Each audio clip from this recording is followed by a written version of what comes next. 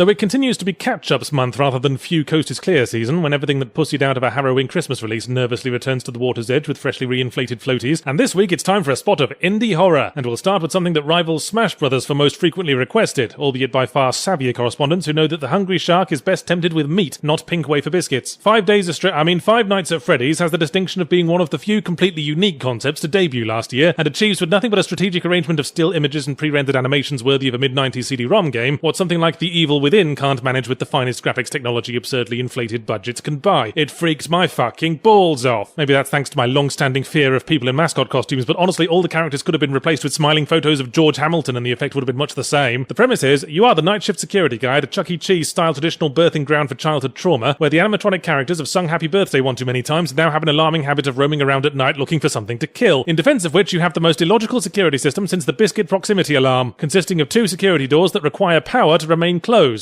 rather than say gravity, or strategic use of a filing cabinet barricade. You are tasked to watch the security cameras and strategically lock the doors when something is drawing close, lest you suffer death by jump scare. It's a remarkable recreation of the kind of logic one encounters in a nightmare, paralysed by this encroaching horror that only you seem to recognise as such, but can't escape from. And in many ways that's why I don't like it. Oh, dropped a critic bomb there! It does its job too well. I can't play it for more than a few minutes at a time without getting too agitated and having to stop. Yeah, look at this giant pussy over here. Better pull my hat down before my clitoris starts showing. But the thing about jump scares is that in horror there's something I more grudgingly tolerate than want. Silent Hill 2, as I'm fond of saying, has almost none at all. They're to horror what the fart joke is to comedy. They're like jerking off on a roller coaster, all anticipation followed by a very brief high and then a long shameful come down, no pun intended, after the person sitting in front of you realises what just coated the back of their neck. I hate being jump startled. I don't seek it out as entertainment. If I suspect that jump scares are lying in wait as I prowl around the corridors of Dead Space or Amnesia, I want to know that I can respond by opening fire, or legging it in the opposite direction going, you know, something proactive, not just sitting in one place waiting for the jump scare to happen. For someone who's pretty anxious by default, the tension is more than I can bear. Again, no pun intended. I joked about Sonic Boom being more endurance test than game, but that seems to be the sole intention of 6 Days, 7 Nights, an endurance test, not to be played for fun, but recorded for you to scream all over for the benefit of your YouTube followers. So while I can't deny the effectiveness of FNAF, if I wanted to be that tense, I'd phone up Detective Harrison and make another futile attempt to confess before the voices take over again. And I don't want to be that tense because I don't find it fun. How can I recommend a game if I can only play it for 3 minutes before reflexively slamming escape because the pink thing moved again? That's not what I'd call engaged. Although I like how the escape key immediately shuts the game down. I wish every tense situation had one of those. Congratulations, Janice, when's the baby due?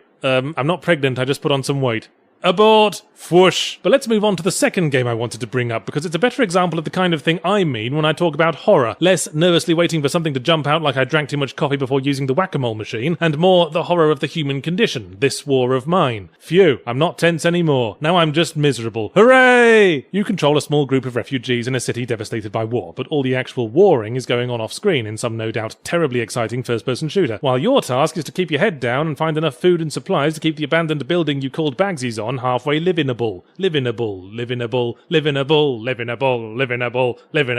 Sorry. During the day, you craft tools and weapons and extract whatever nutrients you can from sucking on the washing up towel, and at night one of your number goes out scavenging for more resources. It's easy at first to scrape up the useful contents of a bombed out sweet shop, but the lootable areas are finite, and sooner or later you need to graduate from robbing the dead to robbing the very much alive and hoping to stay that way. There's kind of a watershed moment when you're robbing an old man's house and you can't avoid being spotted, but then he just stands there whining at you as you pinch all his shit. It is rather sad, although lessened when my refugee then came home with the sad status effect. I still hate when a game tries to tell me how I'm feeling. Beep boop, sad event detected, engaging sadness, tears deployed. This is where things unravel a bit. The game makes an admirable effort to give each refugee a voice and backstory, but in practice the tiny characters in their arcadey 2D environments are all kinda interchangeable. They all whine constantly, they're all equally good at building transistor radios, and none of their mums ever showed them how to pack shopping properly, so their entire inventory space is filled after searching a single pile of garbage. Important construction materials having smaller stacks than a diabetic's visit to the pancake house. I got complacent after a while and my scavenger was shot dead while stealing from the rebels, but I didn't care. My 2 survivors dutifully threw their head levers to the sad setting, but I was like, oh stop whining, more washing up towels to go round. I like this War of Mine's natural gameplay escalation, but if you want a game that really captures the struggle to maintain humanity in an extreme situation, I'd recommend Papers, Please first. This is more like someone got Lars von Trier to remake Little Computer People.